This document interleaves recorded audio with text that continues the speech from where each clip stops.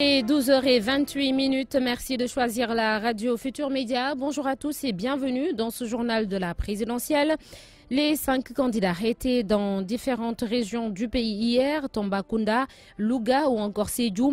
Entre promesses, critiques, bilan à mi-chemin, les 4 ont à leur façon rivalisé d'arguments. Le 5e candidat Ousmane Sonko a fait dans la sobriété suite au décès d'un de ses militants dans un accident de la circulation. Les échos de la campagne, c'est avec Anna Rocha.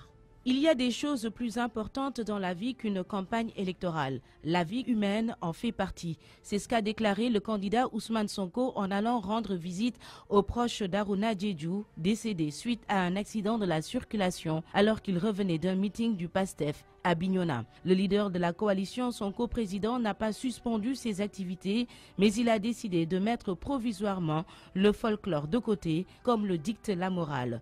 Ousmane Sonko se rend aujourd'hui à Tambacounda, puis Kédougou pour sillonner les rues de Saraya et Salémata. De Kaffrine, où il était, le président sortant lui a présenté ses condoléances. Passé les émotions, Macky Sall a enchaîné avec les promesses. Il promet donc de moderniser le centre-ville, un stade régional moderne, un lycée moderne, ainsi qu'un complexe frigorifique. Le leader de la coalition, Benno Bokk Yakaar, chambre l'opposition qui, selon lui, a engagé tardivement la conquête du Sénégal des profondeurs.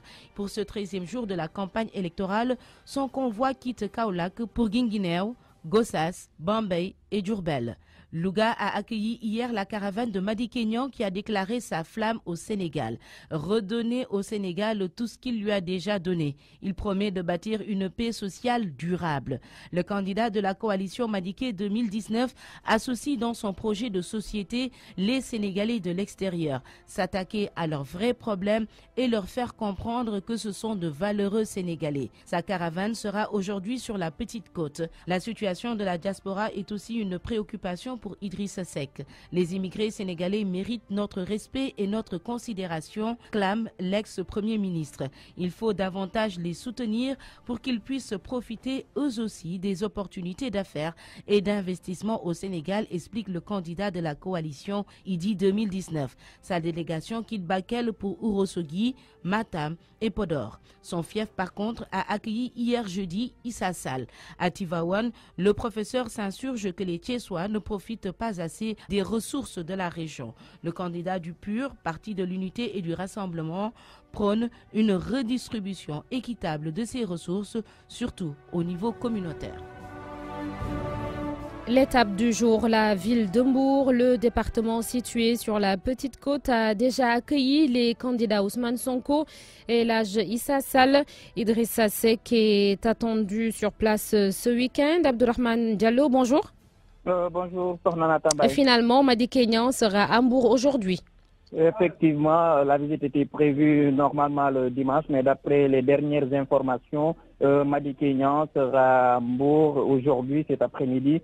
Et il y aura des visites de proximité. Aussi, il va rendre visite à certaines familles religieuses de la localité, même s'il faut noter que ses partisans ici à Mbour sont moins visibles. Et le candidat de la coalition, Benno Bokk Yakaar, Macky Sall, lui, vient demain samedi, il doit tenir un meeting devant le stade Caroline Faye. Il faut dire que depuis le début de la campagne électorale, ces états-majors au niveau local sont sur le terrain. Leurs activités tournent autour des visites de proximité et caravanes. Donc, Sornana Tambaye, il faut rappeler que Issa Sall est le premier candidat qui a rendu visite aux Mbourois. Il avait tenu un meeting au stade de Caroline Faye à 1h tardive. Le leader du PUR a promis aux Mbourois, une fois élu, le département sera érigé en région vu les opportunités notées dans cette localité. Et dimanche dernier, c'était au tour de Ousmane Sonko de rendre visite aux Mbourois. Et il a tenu un point de presse au quai de pêche où il s'est adressé aux acteurs de la pêche et aux acteurs du tourisme. Idrissa Seck sera le dernier candidat à venir sur la Petite Côte. Le candidat de Idy 2019 est attendu vers le 20 février, mais ces militants occupent déjà le terrain, surtout dans la zone rurale du département de Mbour. Ils sont en train de démarcher aussi des militants du Parti démocratique sénégalais, mais les discussions n'ont rien donné encore. Abdourahmane Diallo, notre correspondant permanent à Mbour, rappelait que le département compte 312 815 électeurs répartis dans 668 bureaux de vote. Fatim Ndiogou Ndiaye, ancienne députée, ancienne présidente des femmes du Parti du Progrès et de la Citoyenneté, elle a choisi de soutenir le candidat Madické Niang pour cette présidentielle. L'enseignante de formation avait remplacé Mbaye Jacques Diop à l'hémicycle, c'était en 2002, quand celui-ci a été nommé président du Conseil de la République pour les affaires économiques et sociales. Portrait de Fatim Ndiogou Ndiaye avec Abdou Diouf Diagne. Comme la plupart des politiciens de Rufisque, Fatim Ndiogou Ndiaye a grandi sous l'ombre de Maître Mbaye Jacques Diop qu'elle a rencontré par surprise. Alors que je venais de descendre de mon lieu de travail, j'étais à la division des examens et concours. Et quand je suis venue, ma maman m'a dit que Mbaye Jacques a envoyé quelqu'un et il a dit qu'il voulait faire de toi sa présidente nationale. J'ai ri, donc ça m'a étonnée parce que Mbaye Jacques, on n'avait pas ces relations-là. Et j'ai dit à ma maman, vous commencez à prendre de l'âge. Mbaye Jacques, il a des femmes avec lesquelles il a fait plus de 30 ans. Ça m'a beaucoup surpris. L'ancienne députée à l'Assemblée nationale soutient la candidature de Madické Niang, un choix qu'elle justifie ici. J'ai soutenu la candidature de Madické Niang parce que non seulement c'est un parent, mais c'est le bon choix. J'avais décidé de laisser tomber la politique, mais quand il a créé son mouvement, quand même, il ne m'a pas appelé. C'est moi qui suis allée vers lui parce qu'il m'a tout le temps soutenu. C'est un frère. L'ancienne présidente des femmes du Parti pour le Progrès et la Citoyenneté du département de Rufisque déplore le comportement des députés d'aujourd'hui, qui est loin d'être civilisé. Enfin, c'était plus calme que maintenant. En ce moment-là, il n'y avait pas tous ces trucs-là. Il n'y avait pas de dispute, bien qu'il y avait de l'opposition, mais c'était une opposition civilisée. Pas comme maintenant. On ne s'insultait pas, on ne se battait pas. Vraiment, c'était ça le vrai parlementaire. Issue d'une famille instruite, elle a été surtout influencée par sa grande sœur qui était enseignante. Une carrière qu'elle a fini par embrasser elle aussi. Dans ce moment, nos parents ne connaissaient pas grand-chose. J'ai fait le concours de l'école normale. En ce moment, on prenait les meilleurs élèves, vous le savez. J'ai fait l'école normale de Thiès. En ce moment, on était 2 à Rufisque. Ma grande sœur a fait l'école normale. Elle était là à l'école normale de Rufisque. C'est après qu'on a amené ça à Thiès. C'est votre grande sœur qui vous a influencé? Peut-être bien, peut-être bien. Fatim Ndiogou Ndiaye fait des porte-à-porte en ce moment pour convaincre les Rufisquois à voter pour la coalition Madické 2019. Le soir du 24, c'est d'être parmi les premières à accompagner Maître Madické Niang au palais de la République. Et Inch'Allah, ça va se réaliser s'il plaît à Dieu. Merci à Abdou Diouf Diagne, correspondant de la RFM à Rufisque. Dans la rubrique secteur du jour, on vous parle comme tous les vendredis de développement durable. La surexploitation des réserves forestières est un sérieux problème en Casamance. Alors pour les exploitants et autres personnes qui tirent profit de ces ressources, il faut changer de stratégie. Et les politiques initiées jusque-là n'ont pas été très efficaces. C'est un dossier signé Lamine Ba. L'arsenal de mesures mises en œuvre par les pouvoirs publics dans la traque des délinquants forestiers semble inefficace compte tenu des nombreuses saisies qui continuent d'être enregistrées par les services de contrôle. L'actuel dispositif répressif, loin d'être dissuasif de l'avis des organisations de protection de l'environnement, doit être doublé d'une bonne politique de sécurisation des massifs forestiers. Mamoud Diallo est le président de l'association des volontaires pour la protection de l'environnement. Il faut sécuriser les forêts, ça c'est un principe qu'il faut appliquer. Depuis 1960, nous sommes dans la sensibilisation, ça n'a rien servi. Le pillage continue. S'il faut éternellement discuter de stratégie sans mettre en pratique quelque chose de concret, je vous assure que ça ne s'arrêtera pas. Connu pour son engagement sans faille en direction d'une préservation sans condition des couverts végétales avec son association qui intervient sur toute la bande frontalière nord des régions de Ziguinchor et Sédhiou, Mamadou Diallo est d'avis que l'option d'une collaboration technique avec la Gambie ne suffit pas. Il propose mieux. C'est véritablement un manque de volonté politique que de compter sur la Gambie exclusivement pour préserver nos forêts. Ce que la Gambie a fait pour réussir à préserver ses forêts, que le Sénégal l'applique. Niassia est l'une des communes les plus affectées par le phénomène. Son maire suggère l'aménagement d'un dispositif technique pour un accès facile aux zones objets de pillage. Il faut mettre des pare-feux, que les forêts soient accessibles par les services techniques qui sont chargés de la protection. Ensuite, il faut qu'on utilise cette forêt-là. Et en l'utilisant, il faut qu'il y ait un système de remplacement. Donc il faut qu'on pense au reboisement. C'est dans la prévention qu'il faut agir, pense de son côté le premier adjoint maire de la commune de Boutoupa-Camaracounda par la mise en œuvre dans ces zones de politiques alternatives au chômage des jeunes. Ousmane Sandeng. Aujourd'hui, la première mesure qu'il faut, c'est permettre à ces populations-là d'accéder aux activités génératrices de revenus. C'est-à-dire la lutte contre le sous-emploi, la mise en place des grands projets d'envergure économique. La forêt casamançaise continue d'être donc pillée quotidiennement. Pour l'instant, rares sont les candidats à la course à la présidentielle qui ont préconisé des solutions durables. À 12h38, la Minute Histoire s'arrête aujourd'hui sur la loi cadre de fer adoptée en 1956. Elle a permis aux territoires d'outre-mer d'avoir plus d'autonomie et un collège électoral unique.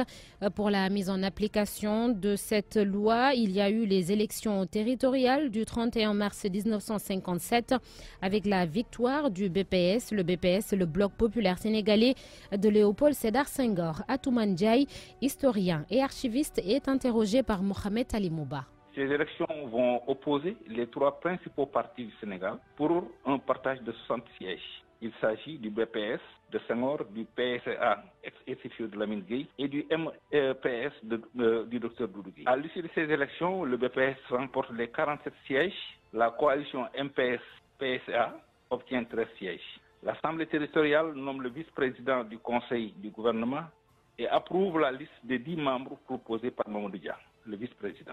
Le transfert de la capitale de Saint-Louis à Dakar sera la première épreuve rencontrée par le nouveau gouvernement, qui a évoqué l'intention lors de sa réunion du 30 juillet 1957 à Saint-Louis. Cette éventualité a immédiatement déclenché de sérieux incidents dès le 1er août 1957 au sein des Saint-Louisiens. Les manifestations vont se suivre à Dakar et même en France. Malgré toutes ces manifestations, le général de Gaulle signait le 9 juin 1958 le décret portant transfert de la capitale de Saint-Louis à Dakar, comme il en fut le cas en 1902 par le transfert de la capitale de l'Ayof de Saint-Louis à Dakar. Atoumane Ndiaye, rendez-vous demain donc pour un autre pan de l'histoire des élections au Sénégal. Abdoulaye Cissé reçoit ce vendredi Madani Sy, secrétaire général du syndicat des travailleurs du nettoiement. Le syndicaliste a de tout temps dénoncé la gestion informelle du secteur et cette campagne électorale est l'occasion de remettre sur la table les problèmes et doléances des travailleurs. Madani Sy a une fois évoqué la tenue des états généraux du nettoiement. Il s'entretient donc avec Abdoulaye Cissé. Madani Sy, bonjour. Oui, bonjour, M. Cissé. Madani, dites-nous, vous êtes le secrétaire général du syndicat des travailleurs du nettoiement, affilié à la CSA, la Confédération des syndicats autonomes. Madani, le nettoiement, c'est une affaire de tous les jours. On est en campagne électorale. Est-ce que vous pensez que vous avez votre place, votre secteur d'activité à sa place avec ces difficultés dans la campagne électorale? Vous vous sentez pris en charge par les programmes des différents candidats? Bon, mais malheureusement, le nettoiement est relégué au second plan, puisque nous, c'est un constat qu'on a fait, puisque les gens, ils ne font que parler, or que le nettoiement est une priorité. C'est le point focal de l'émergence.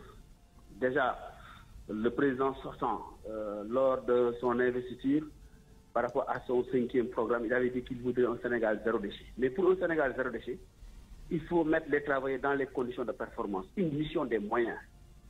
Nous en avons assez de cet éternel recommencement, de ce flou institutionnel en ampli. Il nous semble que le nettoiement aujourd'hui n'est pas considéré par nos gouvernants. Regardez nos capitales régionales, comment elles sont. À chaque fois, c'est un travail difficile que nous faisons. Et aujourd'hui, si les autorités avaient jugé nécessaire aujourd'hui de prendre en charge ce fléau, je pense qu'aujourd'hui, on aurait un Sénégal vraiment très propre. Mais Dakar n'est pas le Sénégal. Nos capitales régionales aujourd'hui sont dans des conditions exécrables. Tout récemment, vous avez vu le travail que l'ICG a fait pour débarrasser des tas d'immondices qui jonchent les artères. À chaque fois que vous entrez dans une capitale régionale, qu'est-ce qui vous accueille? Ce sont les gros tas d'ordures que vous voyez, ou bien à la sortie. Donc je pense qu'aujourd'hui, pour un Sénégal zéro déchet, non seulement il faut des infrastructures qui répondent aux normes environnementales.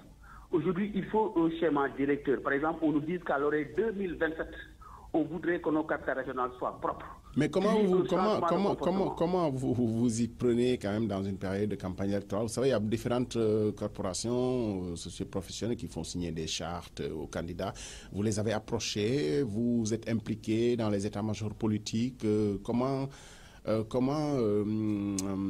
être influent, être décisif sur votre avenir? Mais nous, déjà, de par la centrale que nous sommes affiliés au niveau de la CSA, tout récemment, nous avons fait une conférence de presse pour faire une grande alerte aux 5 candidats, pour leur dire que la CSA, elle est prête à recevoir tous les candidats pour discuter sur les différents secteurs, que ce soit au niveau de l'éducation, que ce soit au niveau de la santé, que ce soit au niveau du nettoiement, surtout au niveau du nettoiement, puisqu'il y avait un plaidoyer qui avait été fait. Mais malheureusement, jusqu'à nos jours, bon, les gens, ils sont en train de faire la campagne, Mais nous, par exemple, par rapport à nous, c'est qu'on ne sent pas réellement aujourd'hui le programme des candidats par rapport au nettoiement.